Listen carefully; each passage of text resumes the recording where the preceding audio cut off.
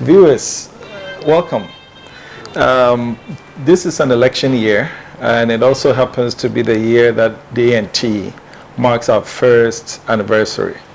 And as we get to celebrate this milestone, we couldn't think of anyone better fit to celebrate it with us than the elder statesman, who is also a great president, former president of ours, His Excellency John Ejekun Kuffour, former president. Please welcome. Well, welcome. Thank Very you. good. Thank you.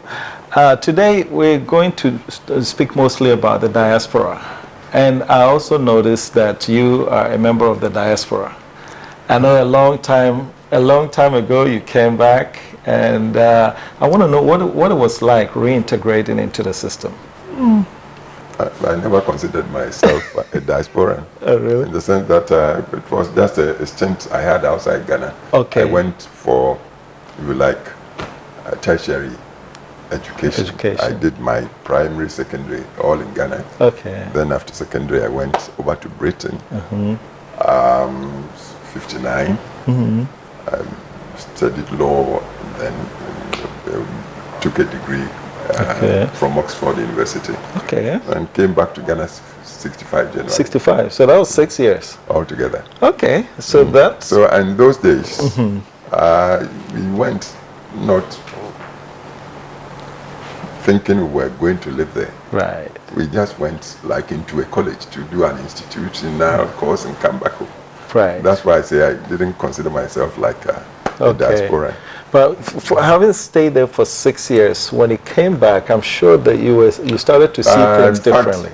I came back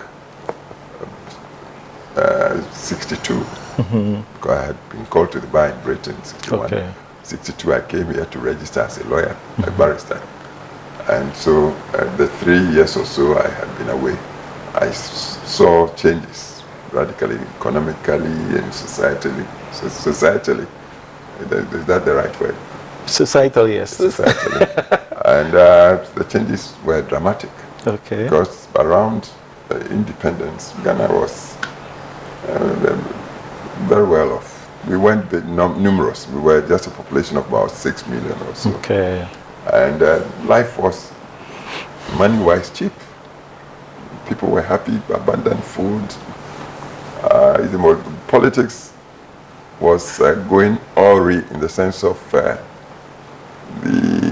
CPP led by Nkrumah, and then the opposition, and then we got independence 57. 58, the then Nkrumah's government passed the Preventive Detention Act, by which they could put anybody in detention at and so on prison for, say, first instance 5 years without trial. Wow. It was unknown in this country. So there was some tension. But economically it wasn't that bad. Time I came back 62 to register as a barrister or to be called to the bar, as they say, things had changed. Life was getting tighter and tighter economically.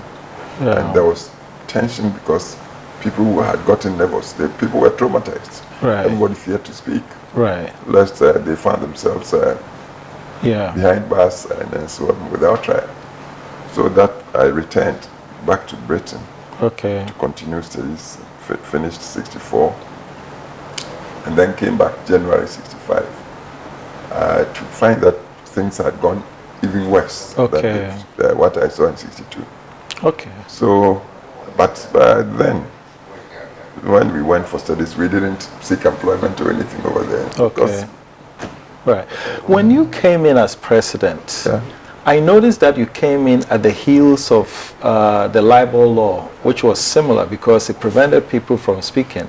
But when you became president, you pretty much opened it up. I think you gave people incredibly... We repealed the law. Repealed the law. When you're president, does it bother you when people criticize you very viciously?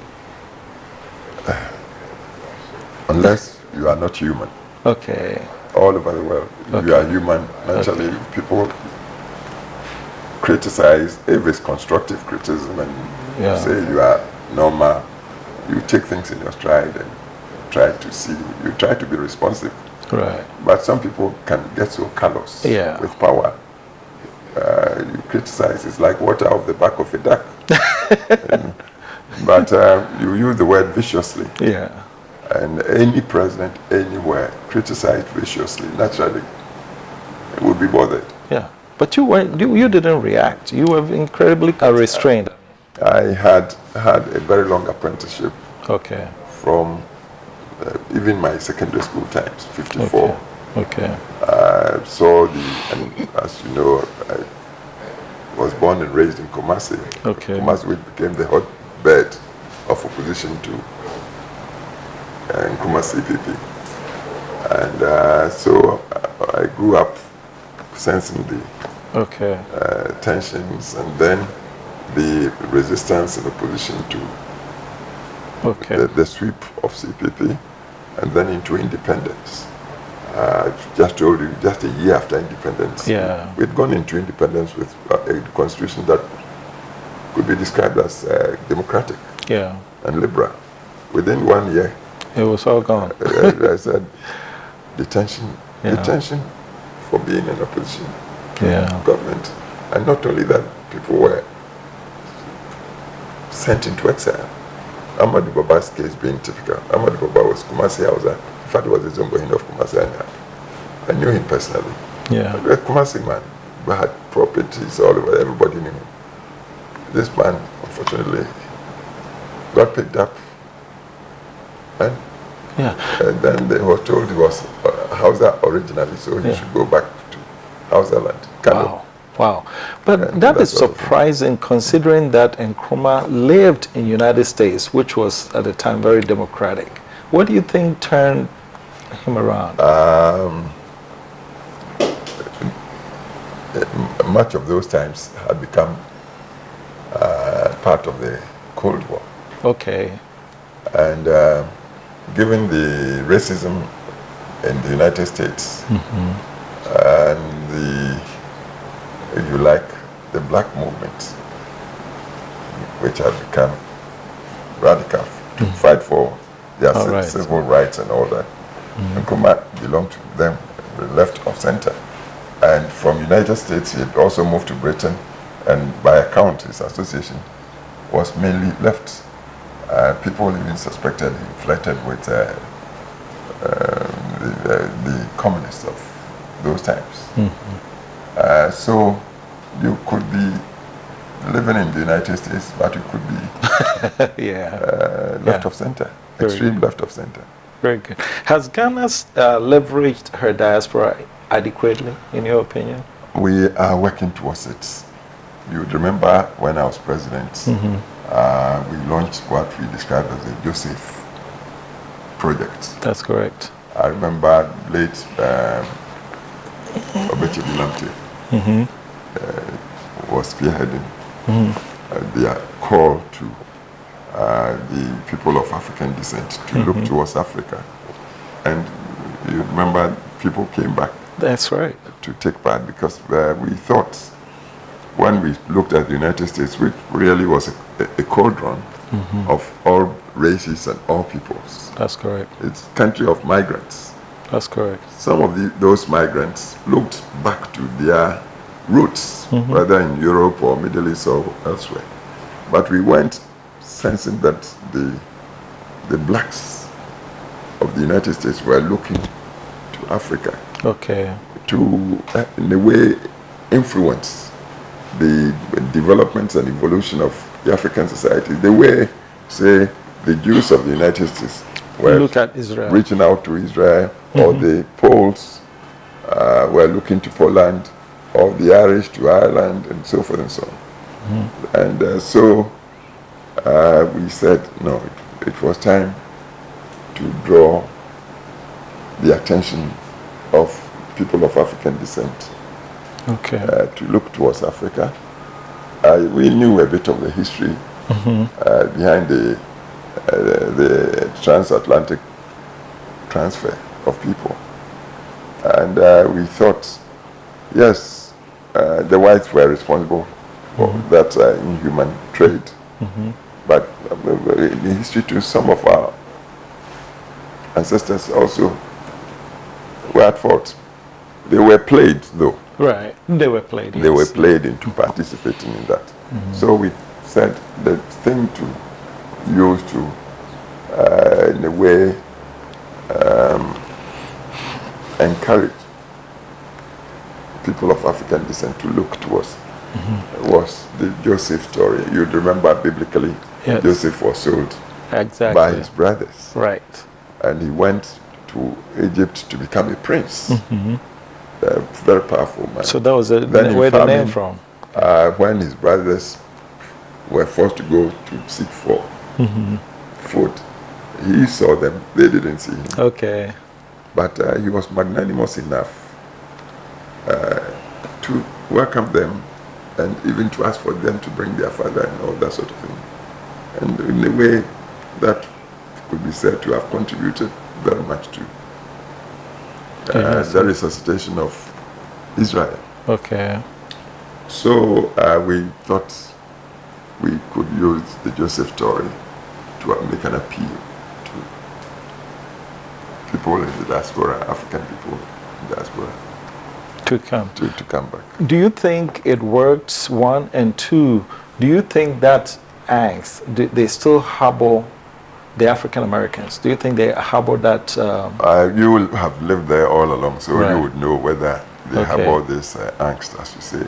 Right. But I would think with the opening up of the world and the movement towards globalization, we draw the line somewhere, and then they'll bring because the stigma that Africa has carried down the centuries is smeared on all black people. Right. Non-Africans tend to define Africa by the pigments of their skin. So exactly. You could be a billionaire, a president like Obama. Once they see you are black, they're African, back from that sort of thing. So I think it's the responsibility of all people of African descent to come on board and eradicate this stigma. Yeah, you mentioned this people likening people with black pigmentation to Africa, and it brings me to, at some point, you know, the Chinese weren't doing very well, and so globally they were sort of looked at like that. But when they fixed their economy, now they're looked at differently. Naturally. Okay, so do you think we need to do a better job of fixing our continent before we gain that respect? It's an ongoing work. You don't draw the line. You don't say you fix the economy before. Right. No, now we are talking the dignity of mankind. Okay. What we should talk about is the universality of mankind. Okay. You may be rich, you may be poor. Once you are human, you are entitled to be respected. Exactly. That's the Declaration of Universal Human Rights. That's correct.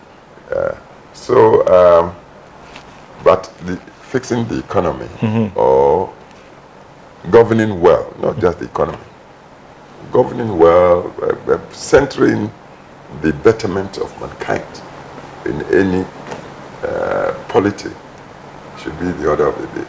Okay. When you respect people for their humanity, they gain the confidence that really is the factor that engenders, if you like, productivity, self-confidence, enabling them to look others in the eye, to tell them their peace of mind. That's what we need around the world now. Right.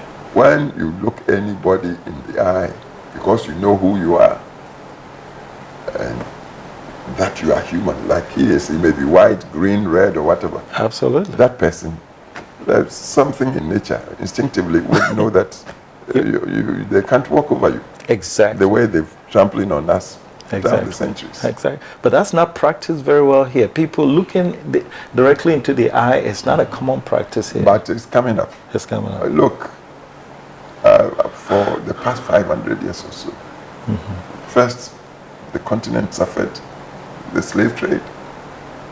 People were traded like chattels. Right. And then, even when they said there was abolition of the trade, Africa lapsed into colonialism. Right. The Europeans divided the continent arbitrarily. And again, subjugated us. Anybody's so brainwashed, anybody, anywhere, might not have the self-confidence. That's true. To look others in the eye. Yeah. We are talking about. Yeah. They're talking about slave trade. Even in today's world, we hear that it's happening in the northern part of the continent where our own fellow Africans are trading black people. Is the AU doing enough to curtail that? AU is trying. AU is not older than 20 years. Right. And you don't change human nature or attitudes just like that. But AU is trying. What, again, we shouldn't forget is that, again, back in history, you talked of our brothers in the north. Mm-hmm. They tended to think they were other than African. They saw themselves more perhaps as Arabs and then looked down on those of us from sub-Saharan Africa. Right. Like,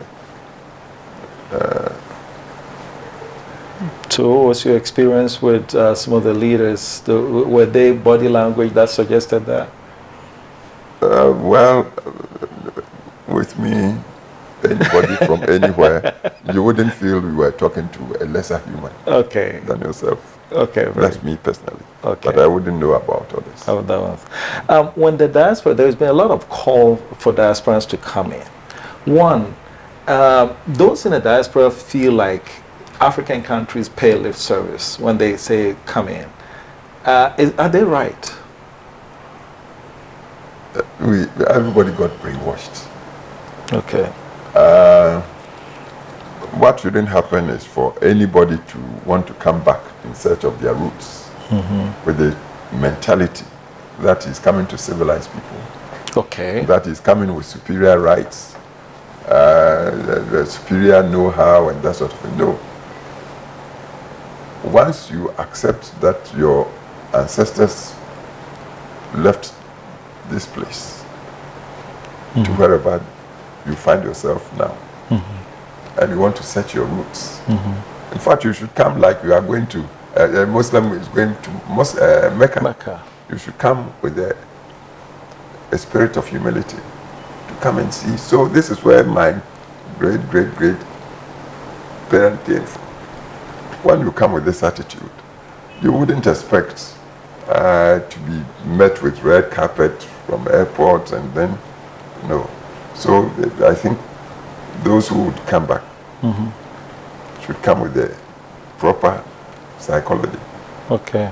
Just like those of us on the continent making the appeal for others to come back home, should also see that these people have lived in a culture, say United States, of self-expression, participation. They've come by science and technology and know-how and so forth. So they think big monies and private initiatives and things like that. So we're asking them to come back, not just because we want to say they are cousins, they are black like us. We appreciate that where they found themselves. There's advancement in terms of economy, in terms of technology, perhaps appreciation of the wider world and that sort of thing. So we want them to come back to do business or to come and be like a yeast for leavening the bread of Africa. So we should appreciate that they are coming to help enrich the continent.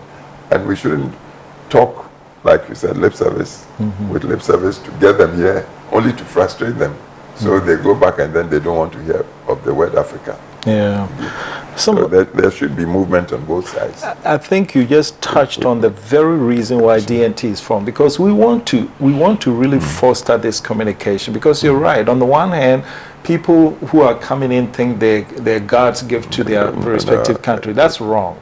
At the same time, there are people here, when you come back, even in your humility, they still, by virtue of the fact that you've changed, they have some sort of an attitude toward you. What conversation needs to happen to foster that understanding? I've come to believe that the changes, especially the significant transformational changes around the world, they come not through masses so much as through visionary leadership.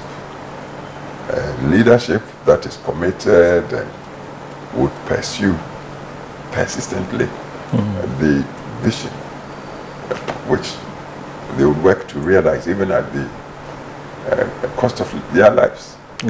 So it's one thing the media doing propaganda about this and that, and another getting the few leaders who really mean something from the core to really try to ignite a communication, fruitful communication between the diasporan Africans and the Africans on the continent. When the leaders, in this respect, allow me to say, especially in government, would craft policies and implement with sincerity and commitment to draw people, and would implement the policies masterfully to welcome the returnees, if I may use the word, into society and economy. And you see the changes will come initially, perhaps gradually, but in due course, they will gather momentum.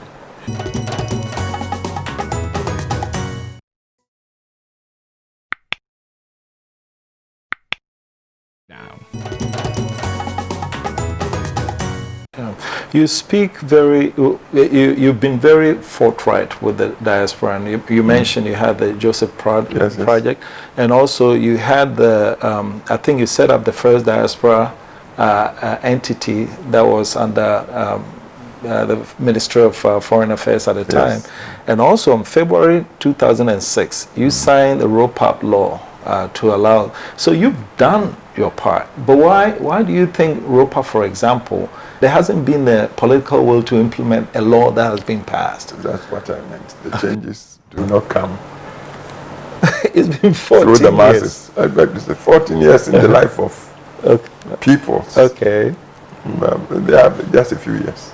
But in due course, look at what has happened just around last Christmas of how many African Americans came back to Ghana? Apparently 700,000. Yeah. When I heard the figure, I couldn't believe it. But it happened. Yeah.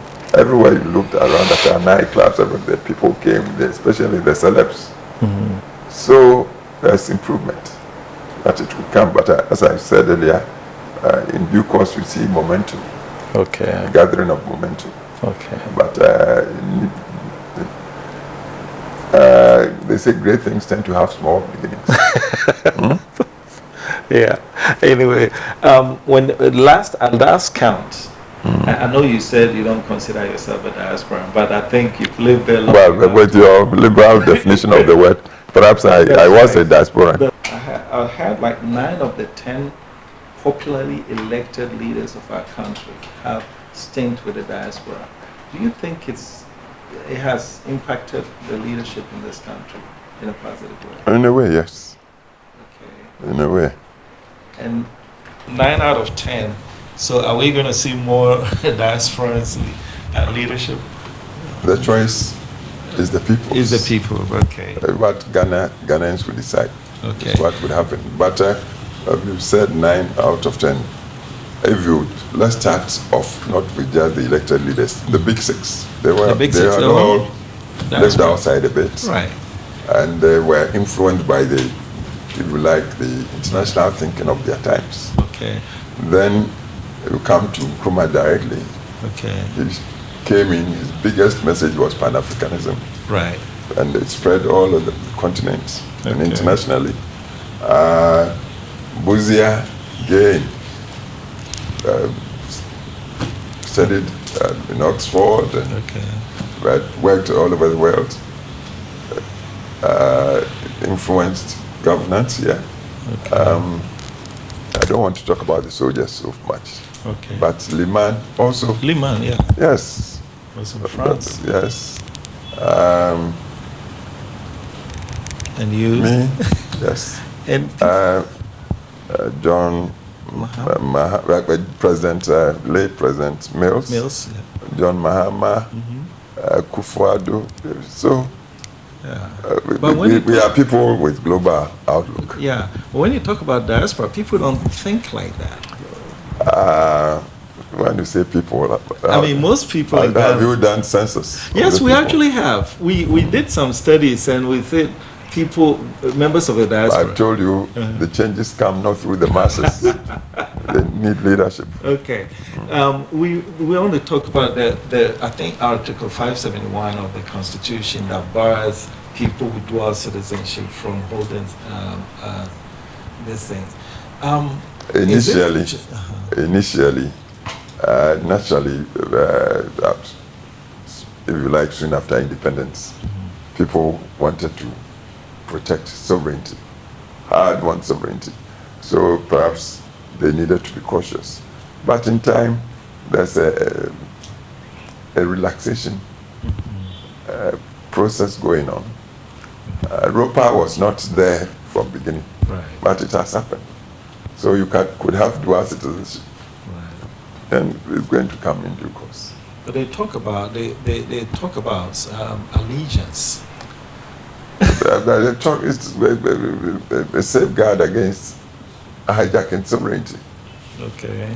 And it's not just Ghana doing it. Many other nations would be careful to allow. Yeah. But I think Professor Kwakuaza made a very good delineation between a citizen and a national.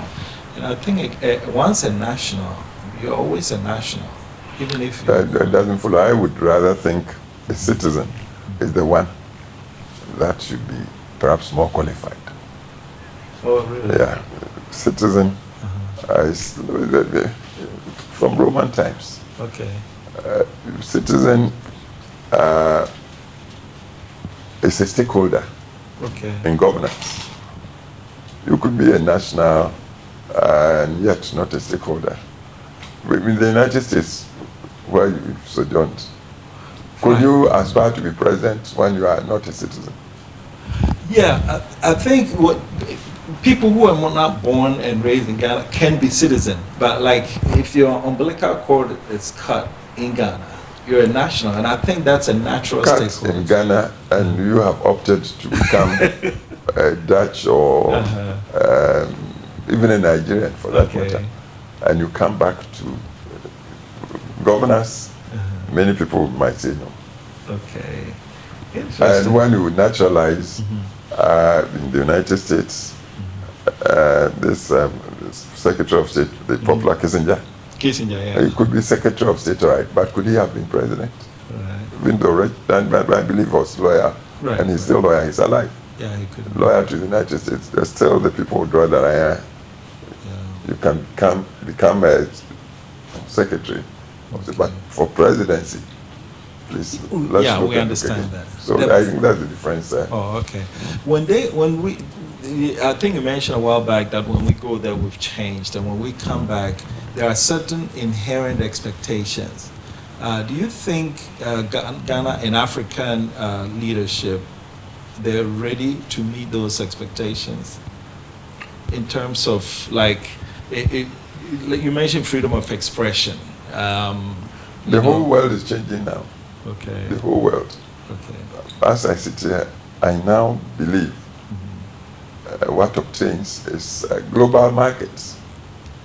Before we were insular, you could talk of your domestic, that sort of thing. Now,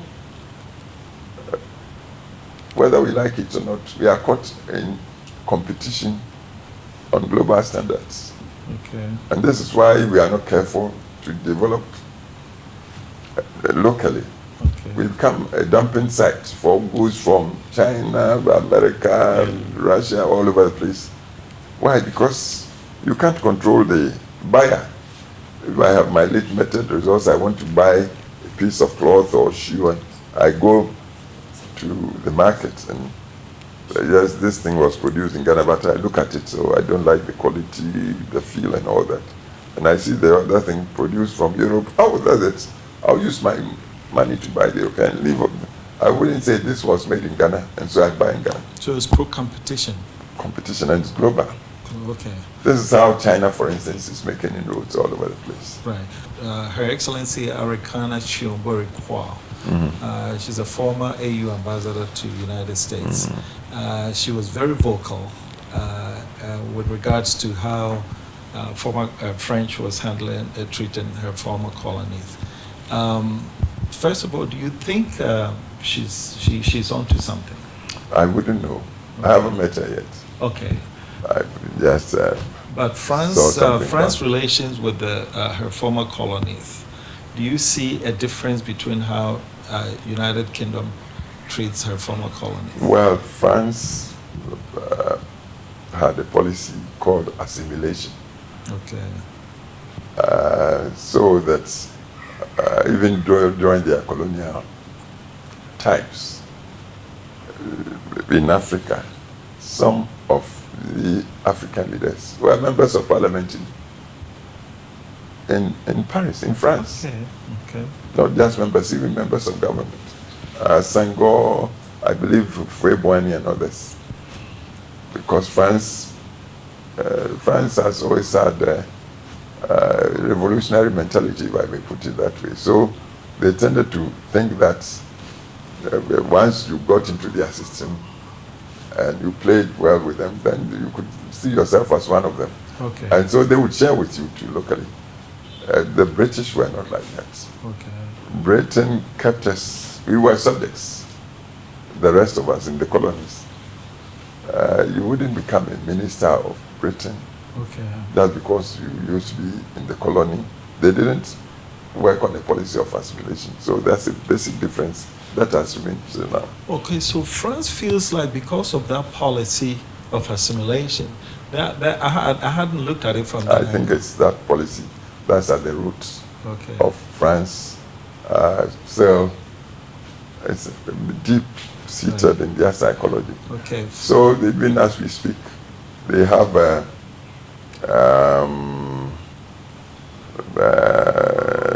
military camps in the Sahelian parts. And I do not know of any British camps like that anyway. There's talk of African Union finally tearing down the borders. Do you see that? The African Union is working towards evolving integration. But I tell you, it's a slow process. We are moving, but the language is a barrier. You have English, you have French, you have Hausa, you have Lusophone, everybody. It's not just the language, but the psychology and a whole lot of things. I've told you 500 years, we've had all these foreign authorities and powers sapping the African spirits and brainwashing the peoples. You don't change people like with a magic wand. It takes time. Okay. Final question is on corruption. I know you were misinterpreted with your Adam and Eve comment about corruption. I look at it like our tradition. We have a tradition of thanking someone when they've done you a favor. And we also have a tradition of going to seek an elder when you need something. Are these not the fundamental drivers of corruption? Please, corruption is not our word. We are using English now. Okay. So, but even the English, you need again to study their history to find out how they developed. England or Britain is a very small piece of land, not much bigger in terms of geographical size than Ghana. But that country managed to reach out across the globe and to acquire, if you like, territories like the United States. What's the United States now? It was British colony. Look at Canada. Look at Australia. Look at India. Look at our own Africa. Would you describe that as? So I think I get your point. There's some fundamental human relations and arrangement that others see as okay, but when we do it, it's considered corruption. That's the point. But I'm not endorsing any untoward uses of connection. Again, talking English, we have things like nepotism, favoritism, and all that. That really negates fair play. Say, given, I talked of human dignity. In any society where privilege is used to deny others their entitlements to dignity, and that's to me, that's bad. That's corruption. Okay. But I don't think this is exclusive to Africa. Okay. When you talk of seeing elders and begging for this and for that, it has happened in all human societies before. But we happen to be, perhaps in terms of, if we are working on a scale of globalization and global evolution, unfortunately Africa is put at the lowest rank because everybody exploited us and cheated us and looted from us. And when they've used our resources to build their empires and all, they turn on us to impose systems on us. Yeah. And if we are not measuring to their expectation, they say, you are corrupt. You don't have culture. That's not right. We can't accept that sort of thing. But we know the difference between right and wrong in our cultural systems. Okay. There's a word, if I may use it, ketasishe. Ketasishe to us is bribery, it's corruption. When, say, traditionally, a matter is at issue and people seek fair resolution, and just because somebody has been behind the scenes or under the table to give something to the adjudicator, things do not go as reason would expect. And so the person has been bribed. Right. It's not Bruni that brought that word ketasishe to us. We know it. We know it. Yeah. But again, within our culture, seeking guidance from an elder is considered the proper thing to do, because the experiences accumulated within, if you like, the term elder, are not something you pick anywhere. So you have challenge, you go to the elder. And when people have done good to you, we believe it's just human that you should acknowledge. That's why they thank you. And it tends to be token appreciation. They do. Even in the Bible, when Jesus cured the lepers, he said only one returned to. So he asked, where are the rest? Didn't he? Wow. Even in the Bible. The voter register has been in the news lately. Should we or should we not? I know the new one Well, by constitution, and I subscribe to constitutionalism. Okay. The person or the authority, if you like, mandated to organize the electoral process is the Electoral Commission. And if the Electoral Commission, in its wisdom, believes they should get a new register that would ensure a free and fair election for everybody, then I don't think there should be too much fuss about that. The question I expected the objectors to put included, one, whether the time between time for registration for a new register and the election isn't too short. The sensible people would readily say, Okay. But then if the Electoral Commission haven't considered this, would come and say, oh, we've done our homework, we've prepared, and we can do it within 2-3 months, leaving about 4 months to election. I would say, all right. Because if the commission should fail, we should hold the commission to task. The other thing is whether the machinery to use wouldn't be too expensive. With auditors, that's auditors' work. Whether there's, say, fair procurement, whether the staff to help the Electoral Commission go around the country, total country, to register people or people qualified under the Constitution are in place and they have been trained. These are legitimate questions. And it should be for the Electoral Commission to tell the nation, oh, I've done this homework. I've got my staff deployed. The equipment is so much procured through free and fair means, which is verifiable. We could finish this register with cooperation of all within 2-3 months. If the objectors would look at this, and the Electoral Commission should convince the nation, yes, we can get through all these things and give you the register. Parties would get their copies, and everybody would be ready for the election with a month, 2 months to spare. I would say, let's go along. We are told the population of Ghana now is 30 million, with perhaps most of the population under the age of about 45%. voting. Huh? How come we have a register that's about 17 million or thereabouts? Exactly. So logically, yeah. So I think we have. It's okay. So I want to thank you as we end. What's your final word to the diaspora who's looking to decide whether to come on? We must all know where we are coming from to be sure of where we are, so we can then project where we want to go. And this is why the diaspora should look towards Africa. The history is in place firmly. It's not legend. There's history written and all that. It should be a matter of pride for you to know your antecedents. So come to Africa. It's the continent of the future, into the global village.